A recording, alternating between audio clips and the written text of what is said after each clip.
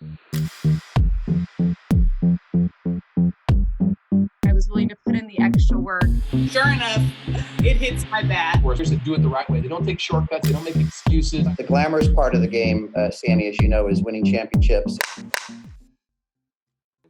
What's up, everybody? Welcome back to another episode of Hey Bucket Live. I'm Sammy Glantz, your host, and this week we have a very special guest, head coach of La Verne softball, Coach Dennis Blas. Thank you so much for joining us this week. Oh, thanks a lot. I'm really happy to be coming and doing this. Thank you so much for joining us. We're really excited to be able to speak with you. So you have over 30 plus years of experience coaching softball. You've coached at all levels, from the high school level to the junior college, and now you're at La Verne. Can you just kind of take us through your background with softball and how you got started? My dad's from the island of Guam, and he played a men's fast pitch down here in California at Long Beach, at Joe Rogers Field. And I grew up from being a bat boy of the Long Beach Nighthawks because he was involved in that organization. And then to about playing baseball and all sports growing up to about 16, I stopped playing baseball and started playing men's fast pitch softball.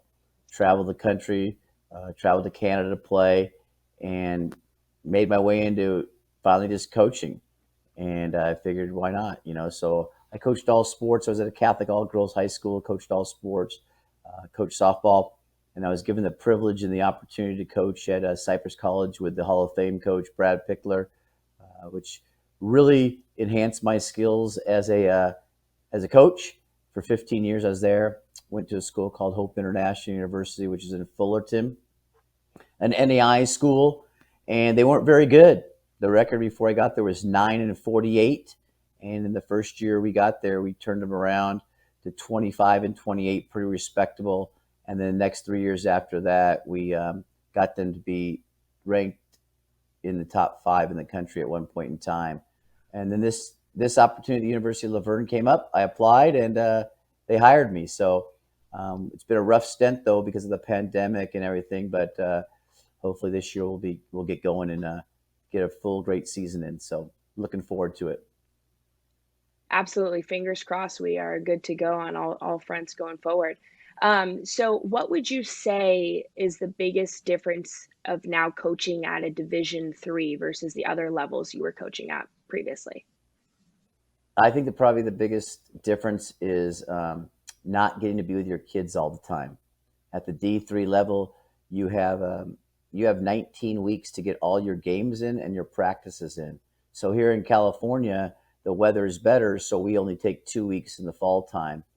We start that. For us, we'll start that on October 31st. And so where other places I could practice all year at the JC, and at the NAIA level, you can't do that here. There's some rumors going around that it's going to change next year to 114 days you get. So at least we'll be able to practice a little bit more in the fall time. So I think that's probably the biggest thing, is that you don't get to be with your kids and practice with them all the time. How do you prepare for season since you have limited amounts of time on the actual field? Do you kind of facilitate some at-home work that these girls can do, or is it kind of self-led voluntary workouts that, a team captain might lead your team through? Yeah, they kind of have to be the captain has to kind of lead them through and use the facilities to hit, to field, and all those good things. So we get them crash course for 2 weeks. I can tell the kids that haven't done anything when we start, or I can tell the kids that have been working hard. You can really tell quickly. So, and then we'll start back up in January, and then it's all hands on deck, and we're ready to go. Absolutely, showtime. It's sooner than we think. It'll fly by. So speaking of La Verne, I know it's an incredible academic school. What are some of the traits and qualities you look for in recruits when you're recruiting for your team at La Verne? I think probably the biggest thing we do, of course, is academics, because we are a high academic institution. But I like to see the competitors in kids. I want to see them fight and battle. One of the things I think we've lost in the travel ball world lately is competing.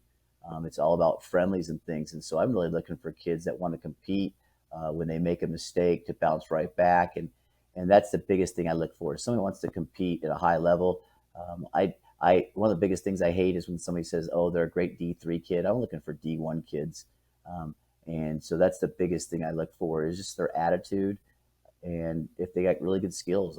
We want some good players to come here, as well as good students, but also great. Just be a good person. That's something that we're missing in this world. So I really like people that are great people. What would you say to a student athlete that, is obviously looking to compete at the Division I level, or, they're at the JC level, but they would like an opportunity to compete and earn a spot at La Verne? What are some of like maybe the things that they could do? Could they email, or do you go out and attend tournaments and friendlies, or how do you kind of find your recruits? Well, of course, everybody, they email us. I have a recruiting coordinator, Brandon Wallace, who's taken that over for me. He's new to our staff this year, and he's kind of spearheaded it. So we'll go out and look at people as much as we can. This weekend's a big weekend. There's people playing everywhere, and so our coaches get out there, try to travel different places just to see different kids, as many as we can. We try to get them on campus. Like we have a recruit coming on today. We got three recruits coming on tomorrow because it's a big tournament this weekend. So we try to show them our facility. Our facility is one of the tops in the state of California. I don't care if it's Division I, II, or III. I'd say UCLA, Cal State Fullerton, and then probably us are right there here in the Southern California region. We have a full locker room. We have a beautiful field, press box, stands, and we have a huge batting cage for our student athletes that we don't share with anybody except the softball program. So when they see our facilities, it kind of sells itself. And our little campus is in downtown La Verne. It's a beautiful campus. So I really try to tell them that. And then really pushing the family atmosphere here. Being Polynesian that I am, family's big. And so we try to push that here too, is to be a family. And so far, so good. What does your upcoming travel schedule look like for La Verne this upcoming season? And are you guys looking to do anything different this year than you've done in years past? Well, last year, I came in here during the pandemic and we got cut after 16 games. We continued on, and the second year was kind of like they let us play 8 games and then compete in the conference tournament. Last year was kind of our first year. We went to Oregon and faced George Fox and Linfield. We won 3 of 4 up there, which is huge for our program, especially beating Linfield at Linfield in the doubleheader, which is one of the top teams in the country. And then things kind of got a little crazy at the end. We got hit with a big COVID, so we had to play Redlands for first place with only 10 players. And then I had a little health scare for the end of the season, so I didn't get to be with the team for the last part of the year. So it's been kind of crazy, and we're just trying to get back. So since you've been doing this for so long, and you've had the opportunity to work with so many amazing mentors, how would you say your coaching style has kind of shifted over the years, and how would you describe yourself as a coach? I think in the young days it was kind of rah-rah and let's get kind of crazy. As years evolve and as kids evolve, and I've had 2 kids myself, it kind of changes you. And so now I really listen to them a lot more. I listen to my coaches, and I listen to my players about how we can make it better for these kids. There's a lot of stress in this world that we have, and I want them to come out and enjoy softball, have fun every single day. I love it when our kids are out there early for practice and want to stay late for practice, because that means they want to hang out with us. So they do have some strict things that we do make them follow, but for the most part, it's to come out here, have fun, and show their talents and get to play at a college, which is great. You kind of spoke on it, but in the fall, it's typically self-led workouts, and then you guys will start ramping up around January, right before season starts. But what do you guys do specifically at La Verne, whether it's, specific fitness testing, or what else do you kind of run your girls through just to make sure that they're staying in shape and staying accountable? One of the great things is we have a strength coach here at our school that the kids take his class in the fall time. and they're in there 4 days a week with him in his class, 2 days of conditioning and 2 days in the weight room. And Matt Durant does a great job. He really pushes these kids, gets them stronger, then gets them to do things that they never thought they could do. So we're blessed to have him here, and he just does a great job. As long as Coach Senyo, he helps them out as well. But those two guys just do a great job with our girls, and that gets them in a little bit of shape when they come here, so they're ready to go in January. Being in your conference, what are some of your biggest rivals, or who are you kind of like looking out for this season that might make a big splash? I think everybody in the SCIAC is really a great team. Redlands has kind of been up there the last few years. We've been up there when we were able to play these games. Chapman's always good, and Pomona Pitzer. I would say probably our rival probably here is Redlands. Everyone kind of looks forward to getting to play Redlands a little bit. It's a little tense. You got me and Coach Jose over there at Redlands does a great job there, and goes back all the way to our days when he was at Riverside and I was at Cypress. So the rivalry just continues here at Redlands and La Verne. So it's a great rivalry, competitive games. I wish we were at full strength last year. We could have given a little bit better games, but when you only have 10 players and kids playing in all kinds of different positions, they beat us all three. But really proud of our kids that played that game for those 3 days with only 10 players. And a lot of kids were played a position they never played before. So it was great. We have some fun, and everyone in this conference is really competitive. And I think that's one of the things that gets shortchanged around the SCIAC conference in the West Coast is that we're not as competitive. But when we do play these teams, we do compete with these teams around the country. So that's what we're trying to do in our conference is go play outside competition and beat them and prove to everybody that we are sustainable and should be ranked nationally. When you speak on how your players were able to kind of just jump in and be so versatile on the field, is that something that you're looking for from these athletes now? Is that versatility and that ability to kind of, you could place them in at any moment, anywhere on the field? Oh, I think that's crucial right now is that they can play multiple positions and not just be a robot. So when we recruit kids, I don't want them to be a robot. I want them to be able to take chances, do great things. And so when we can do that, that pushes them to another level. I just watch too much travel ball where it's, you got to pay attention to the coach. You don't let them take a chance, go first to third. We're really aggressive in that. We want them to make mistakes because if they're making mistakes, they're really trying hard. We'll fix the little things, but we really push them to be just great athletes and not be robots when they're out here for us. So I really look for those type of kids. What are some of your other signature coaching philosophies that you really try to implement on your girls as they come through your program? I think my biggest thing is I just want them to be good people. We've kind of lost that touch in this country of ours right now, and that you're going to make mistakes. Not everybody's perfect, and I think they live in a world now that you have to be perfect, and that's something I never want them to have to do. They make a mistake, we fix it, and we make it better. I want them to make sure that they understand that their education is the number one thing that they need to do. Get that degree. And here at La Verne, we have a special program where they could finish in 3.5 years and still get to play their senior year without really going to class for that last semester. So we really encourage them to do that. I just love that our team really works hard. They kind of bond together. We do some fundraising events where it does make them bond together, but it's just a great environment where we really push them to be family. And, not every family is perfect and people are going to make mistakes, but it's how you react and how you talk to people to make things better. And that's really what I want. I just want kids to be good human beings because, like I said earlier, we're just living in a place right now where we want our kids to be perfect and nobody's perfect. And so if they can understand that you don't have to be perfect here, it's good. Bad things, you might mess up, but we can fix them as long as we're honest and things of that nature. So we really push our kids to be honest and to really just be good people. Mm-hmm.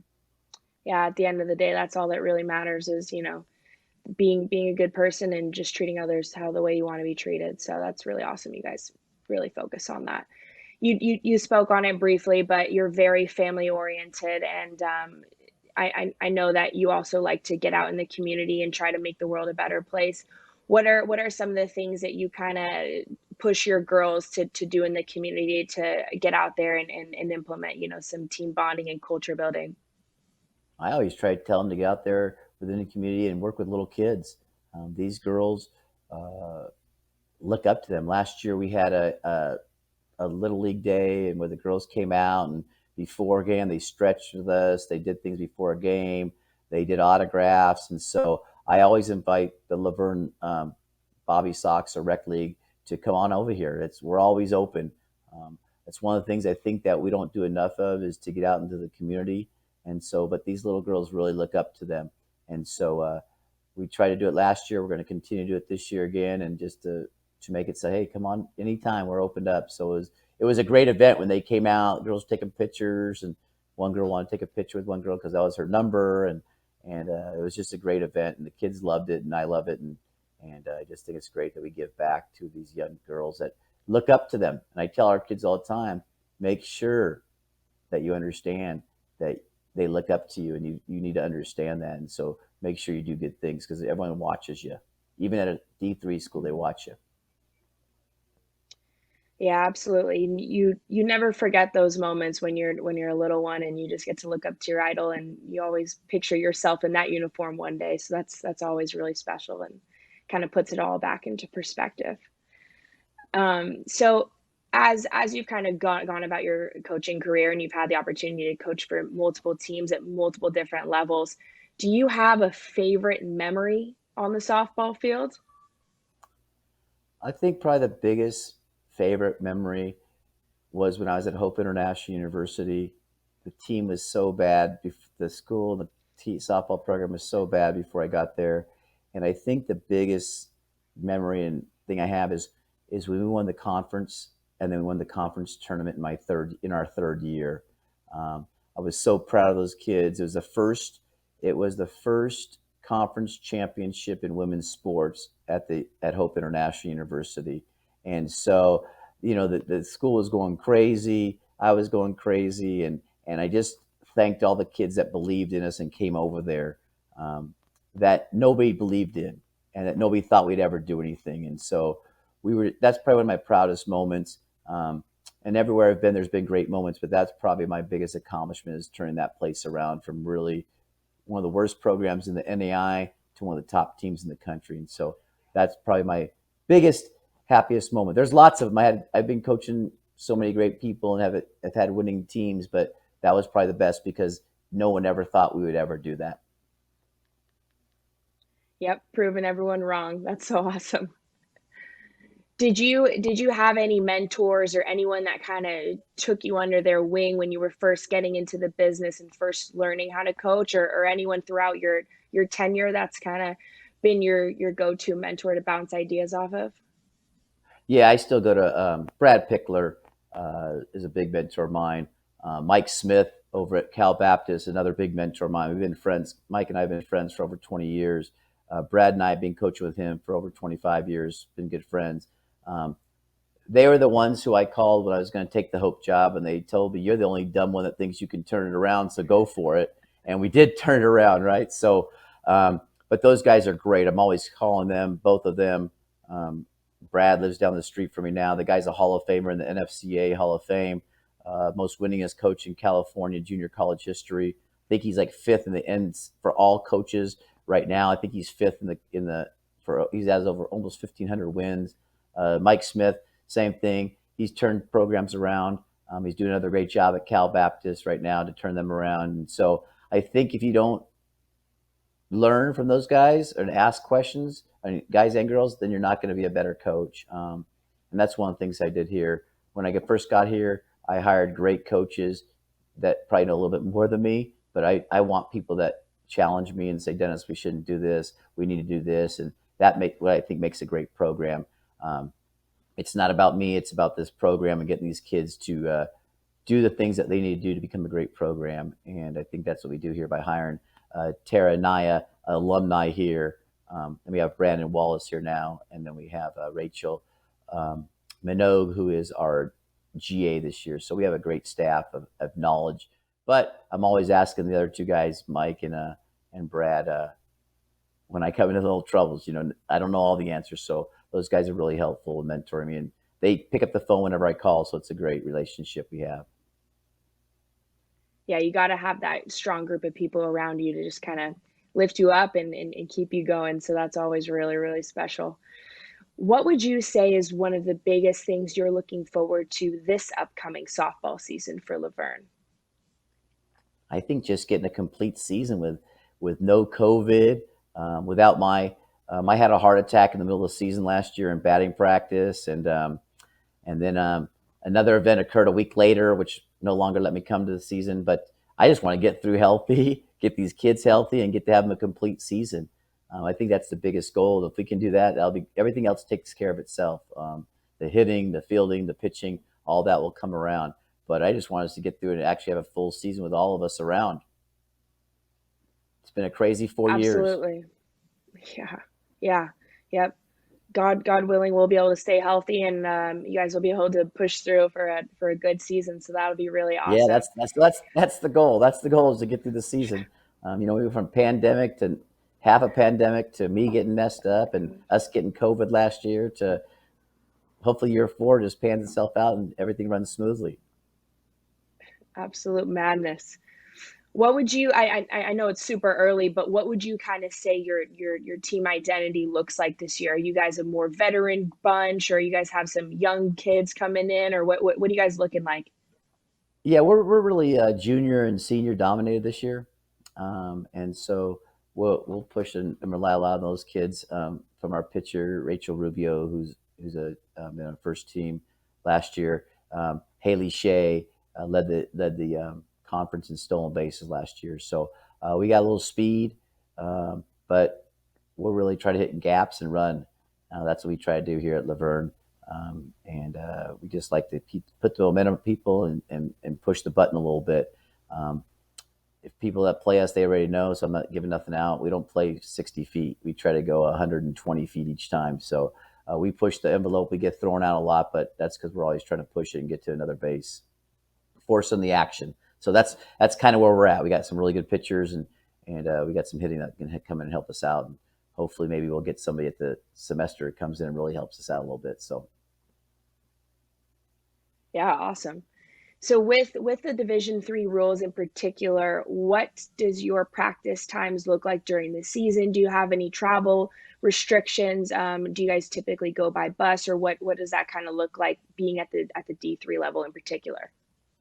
Well, it's great. We have charter buses to everywhere we go, every game we go to, which is really nice. We don't have any restrictions. We just are allowed to practice our 20 hours a week, which we never really get to. I'm not a guy that likes to practice for 4 hours a day.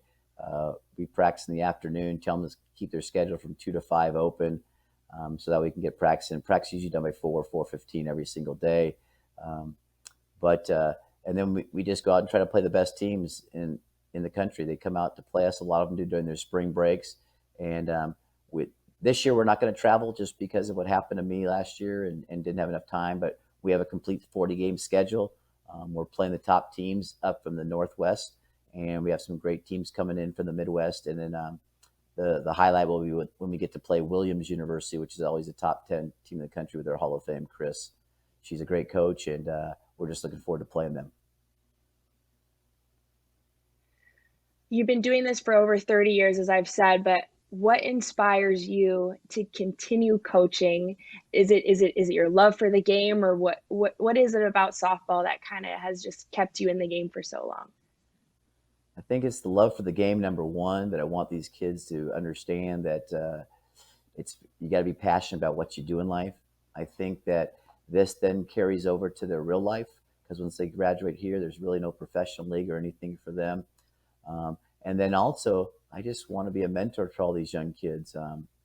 I know kids have either played for me, and it's nothing better feeling when you get a card saying, "Coach, I got married, and thank you for everything you've done." One of my former players that started with it at Hope with me, she just texted me and said, "Hey, Coach, I'd love to get to dinner with you and your wife here coming up here." So that's a great feeling. They still think about you.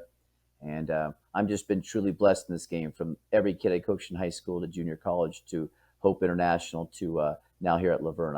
I'm just truly blessed, and I have a great wife who has allowed me to do this for over 23 years that we've been married, and you don't find that a lot of times because I'm never really home. So I'm blessed, and my two kids have just been great at this as well. So it's a big family, and I consider all my players part of my family. That's so special just to create that culture and that you have such a great support system around you that's allowed you to do this and do what you love.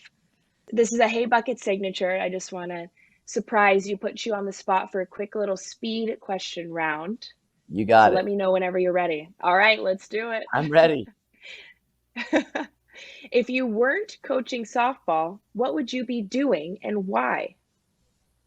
I'd be a high school teacher. I've taught high school before, and so that's what I'd be doing. I'd be staying in high school. I want to help educate kids and get them to be great thinkers. I know you grew up in Southern California. You've been here for the majority of your life. So, are we going for the Dodgers or are we going for the Padres here? Oh, Dodgers, come on. They're real SoCal. Padres ain't real SoCal like they say they are. But I'm really an Angel fan, so what's that tell you, Oh, well, I'm very Yeah. sorry for your Angels, but hey, just jump on that Dodger bandwagon. Ride it That's all the it. way to Just the come World over. Series. Yep. All right. So I know you also have a passion for football. Who is your go-to football player? Who's your favorite team? Did you grow up a Chargers fan, a Rams fan, or what was your team? We grew up Rams fans. My dad was season ticket holders for probably 25 years. So I was always at the Rams game, really bummed when they moved to St. Louis. That was kind of heartbreaking. But then they came back and we won a Super Bowl, so I was really happy. Our girls got to work the Super Bowl last year, got to be on the field after the game with me, which was really fun for them. And so that was like my biggest thing, was just having the Rams game. My biggest fan of, I loved Vince Ferragamo. He went to Banning High School. He grew up with all my cousins.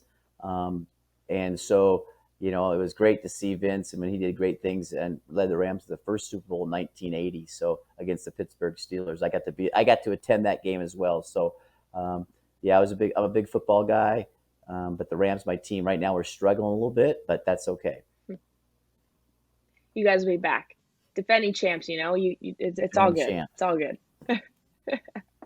Well, awesome. Thank you so much, Coach, for jumping on and joining us. It was a pleasure getting to talk to you. And I know all of the ladies listening out there are really going to appreciate all the advice you gave them. Well, just, we're always here. Like I say, you ever want to come to a game, just let us know. This place is beautiful. It's one of the nicest facilities around. And kids that come here, that sells a lot of it to them. So I thank you guys for doing this, and I really appreciate it. Thank you so much for watching. For more episodes like this, be sure to check out fastpitchfilms.com. I'm your host, Sammy Glantz. See you next time.